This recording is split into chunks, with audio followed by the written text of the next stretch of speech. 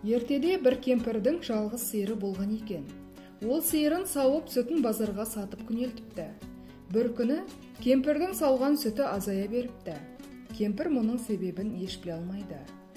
Бір күні әдеттегідей сүтін сауып үйіне әкеледі де, сиырды өріске қосу үшін сыртқа шығып кетеді. Жолда бір затын ұмытып кеткені есіне түсіп қайтып айналып келсе, сүтін жыландар ішіп жатыр екен. Кемпір шошып кетеді. Бірақ олардың сүтті сүйсініп ішкеніне қарап тұрып мейірім оянады. Шелектің іші терең болғандықтан, кішкене жыландар сүтті іше алмай қиналып жатыр екен. Ертесіне сүтін кішкене ыдысқа құйып, жыландардың ініне апарып қояды. Кешке ыдысын алуға барса, ішінде 2 ділдә алтын жатады. Кемпір теңгелерді үйіне әкеліп сақтай береді. Біраз күн өткеннен кейін алтын ақшасына 3 бұзаулы сиыр сатып алады. Жаман лашығы түзеліп, үйіне жасау жабдық жиһаздар ала бастайды. Бір күні кемпірдің алтын тасып жүргенін көршісі көріп, ханға айтып барады. Хан жендеттермен сау етіп жетіп келеді.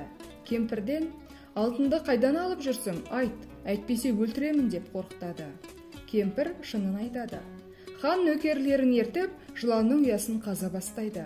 Бірақ қанша терең қазса да, алтынды таппапты. Хан ызаланып, қазылған шұңқырға өзі түсіп қазады. Бір кезде күрегі қатты затқа тиеді. Қараса, сандық екен. Алтын екен деп қуанып кетеді. Сандықты ашқанда, ішінен қаптаған жылан шығады.